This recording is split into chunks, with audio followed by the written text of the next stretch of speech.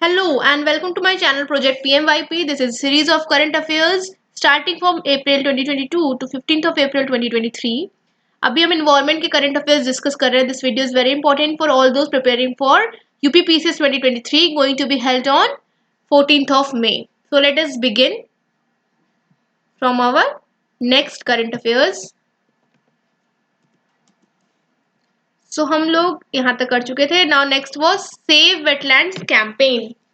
Recently, on 4th of February 2023, Union Minister for Environment, Forest and Climate Change launched the Save Wetland campaigns. Nanda Lake is Goa's first Ramsar site.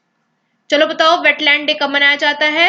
2nd of February को मनाया जाता है आपका wetland day. Nanda lake क्या है? गोवा की पहली Ramsar site है. कितनी रामसर साइट है इंडिया में? Total of 75. Two publications were also released during the occasion. India's 75 Amrit Dharohar, India's Ramsar Site, Fact Book and Managing Climate Risk in Wetland, a Practitioner's Guide. ठीक है, ये दो publications थी कौन कौन सी?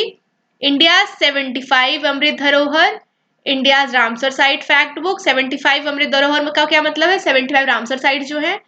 Managing Climate Risk in Wetland, a Practitioner's Guide. Approach क्या है? This campaign is structured on whole of society approach for wetlands conservation, enabling affirmative actions for wetland conservation at all levels of society and involving all strata of society. Next, Mission Sahbhagita, launched by Ministry of Environment, Forest and Climate Change, aims effectively to manage the network of 75 wetlands. Mission सहभागिता, ये भी पता होना चाहिए किसने launch किया है और किसके लिए है. सहभागिता मिशन वेटलैंड्स के मैनेजमेंट के लिए है. किसने लॉन्च किया? Ministry of environment, forest and climate change. Cyclone Freddy, एक मूवी भी आई थी फ्रेडी, आप उससे याद कर सकते हो. It is a cyclone. ठीक है. Recently cyclone Freddy decipated over Malawi in March 2023 after a record-breaking 34 days stint over the southern Indian Ocean and Africa. Traverse path. Cyclone Freddy first developed off the North Australian coast and tracked across the southern Indian Ocean. Landfall कहाँ पे हुआ था इसका? The cyclone made landfall thrice, once in Madagascar and twice in Mozambique. Cyclone Freddy is the longest-lived tropical cyclone ever recorded in any of the Earth's ocean. Cyclone Freddy सबसे ज़्यादा दिन तक ये cyclone चला था 34 days. ठीक है. Cyclone Freddy is the first tropical cyclone ever to experience 7 phases of rapid intensification over its lifetime. Previous record कितना था? 4 rapid intensification का. इसमें क्या था? 7 phase of rapid intensification था. इसका लैंडफॉल 3 बार हुआ था, एक पहला मेडागास्कर में और 2 बार मोजाम्बिक में. ठीक है. Next is gross domestic climate risk report. According to gross domestic climate risk report, majority of Indian states are at great risk of damage to build environment due to climate change hazards, according to the new report Gross Domestic Climate Change Risk. About the report was published by Australia-based Cross Dependency Initiative और XDI. किसने launch किया है? Australian based cross dependency initiative. The report ranks over 2600 jurisdictions around the world in 2050 according to modeled projection of damage to built environment from extreme weather and climate change, including from flooding, forest fires and sea level rise. ठीक है. ये क्या है?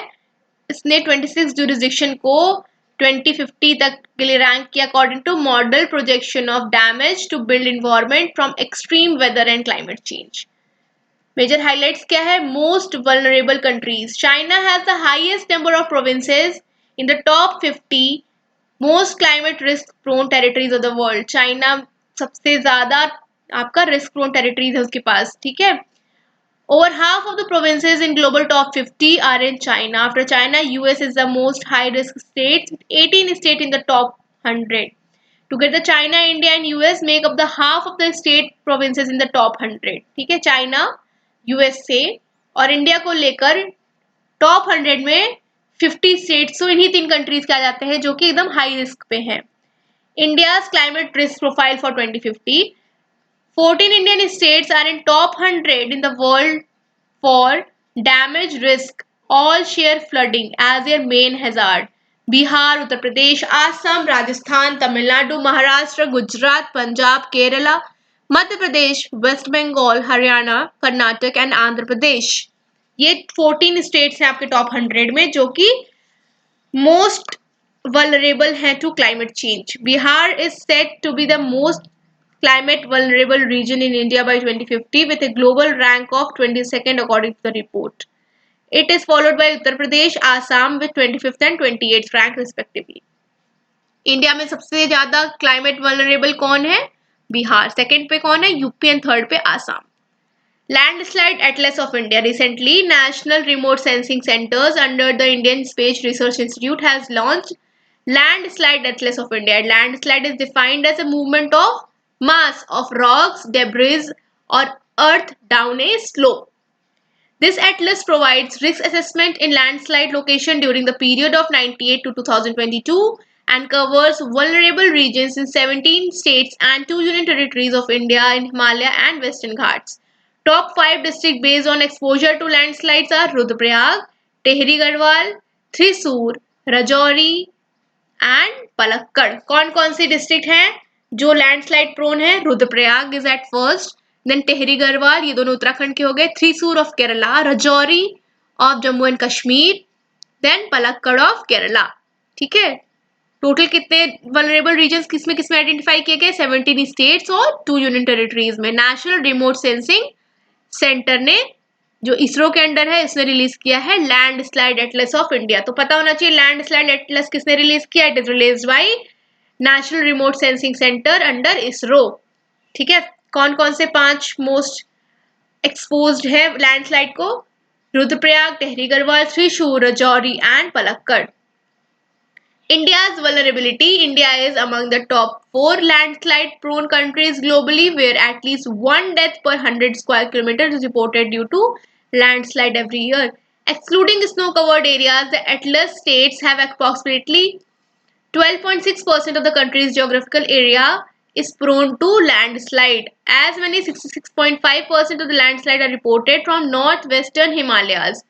About 18.8% of the landslides are reported from northeastern Himalayas and 14.7 from western Ghats. ठीक है, lithium inferred resources in Jammu and Kashmir. ये बहुत ही बड़ी न्यूज है इंडिया के लिए कि लिथियम डिपॉजिट्स पाए गए हैं कहाँ पे? जम्मू एंड कश्मीर में। जो geological survey of India has the first time established lithium inferred resources of about 6 million tons in Salal Hemana areas of Raisi district of Jammu and Kashmir. कौन सी डिस्ट्रिक्ट में? रेसी डिस्ट्रिक्ट में। ठीक है, next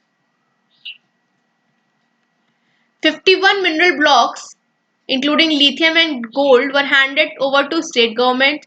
As of now, India currently imports all its lithium needs. The Department of Atomic Energy, Government of India has discovered 1600 kilograms of lithium in Mandla district of Karnataka. ठीक है, 1600 kilograms of lithium कहाँ पे मिला है? मांडला district of Karnataka में। Lithium reserves in large quantity has been found in the first time in Jammu and Kashmir. Lithium, sometimes referred to as white gold due to its high demand for rechargeable batteries, is a soft and silvery white metal. इसको white gold भी कहते हैं because of its high demand. Other potential sites of lithium in India: Mika Belt in Rajasthan, Bihar and Andhra Pradesh, Pegmatite belts in Odisha and Chhattisgarh, run of Kutch in Gujarat. Major lithium reserves किसके पास हैं? सबसे ज्यादा Bolivia, Argentina, Chile, Australia, China are the top countries with lithium reserve. सबसे ज्यादा Bolivia के पास है। Lithium triangle, कौन कौन सी कंट्रीज है? Lithium triangle is region of Andes rich in lithium reserves around the borders of Argentina, Bolivia and Chile. कहाँ पे है ये? एंडीज माउंटेन्स के अलॉन्ग। एंडीज कहाँ पे आपका? साउथ अमेरिका में। कौन कौन सी कंट्रीज है? Argentina, Bolivia and Chile. Because देखो आपके टॉप 3 तो यही है ना, बोलीविया, अर्जेंटीना एंड चिली। तो आपका ये ट्रायंगल बन जाता है lithium triangle. Lithium triangle is concentrated in various salt pans that exist along Atacama Desert in neighboring arid areas. The area is although to hold 54% of the world's lithium reserve. World के lithium reserve का 54% इस lithium triangle में है। ठीक है, Aravalli green wall project. Aravalli green wall project Union Minister for Environment, Forest and Climate Change inaugurated the Aravali Green Wall project at a function organized to celebrate International Day of Forest at Tikli Village, Haryana on March 25, 2023. On the same occasion, the minister also unveiled the National Action Plan to combat desertification and land degradation to forest intervention. Aravali Green Wall project क्या है? 1400 kilometre long and 5 kilometre wide green belt बनानी है buffer around the Aravalli mountain range covering states of Haryana, Rajasthan, Gujarat and Delhi. ठीक है, अरावलीज के around approx 1400 kilometre long and 5 kilometre wide green belt buffer बनाना है. ठीक है, कौन कौन स्टेट है? Haryana, Rajasthan, Gujarat and Delhi. In initial phase, 75 water bodies will be rejuvenated, starting with 5 water bodies each in every district of Aravali landscape. These water bodies will cover degraded land in Gurgaon, Faridabad, Bhiwani, Mahendragarh and in Rewari districts of Haryana. The plan inspired by Africa's Great Green Wall project running from Senegal west to Djibouti east. कहाँ से ये idea आया है आपका? Africa की great green wall से, जो कि कहां से कहां तक है? सेनेगल वेस्ट से लेकर जिबूती ईस्ट में, जो कि 2007 में बनाई गई थी. तो ये भी पता होना चाहिए.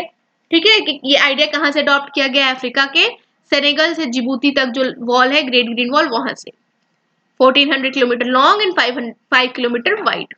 18th Global Risk Report. The Global Risk Report 2023 presents the result of latest global risk perception surveys published in January 2023 by WEF World Economic Forum ahead of forum's annual meeting in Switzerland. Edition कौन सा था? 18th. Report describes changes occurring in global risk landscape year from year. Outcomes क्या है? The report says that world is facing two severe risks: failure to mitigate climate change and failure of climate change adaptation in next decade. ठीक है, this is followed by natural disasters, extreme weathers, biodiversity loss, ecosystem collapse. COVID-19 and Ukraine war has resulted in rising inflation, rapid normalization of monetary policies, low growth and low investment era.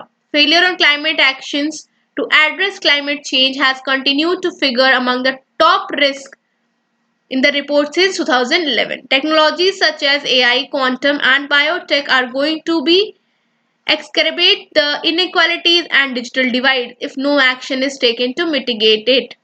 ठीक है, digital divide पैदा कर रहा है ये AI और quantum और biotech जैसी चीजें, और इनइक्वालिटीज को बढ़ा रहा है. सब मेजर रिपोर्ट्स बाय WEF. कौन कौन सी रिपोर्ट रिलीज करता है world economic forum?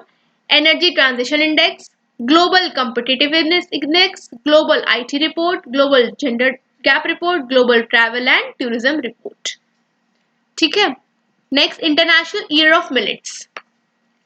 The Food and Agriculture Organization FAO of United Nations have organized an opening ceremony of the International Year of Millets 2023 at its headquarter Rome, Italy. FAO का headquarter कहाँ पे है? Italy में.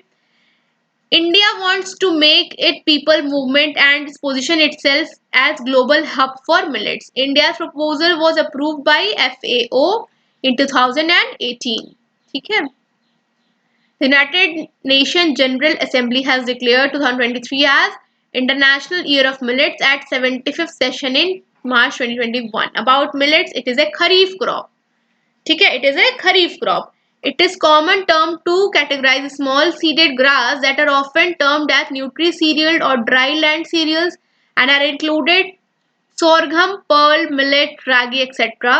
They are also harder and drought resistance crop. Global distribution: India, Niger and China are the largest producer of millets. India, Niger and China. India 39%, Niger 11% and China 9%. Then comes Nigeria.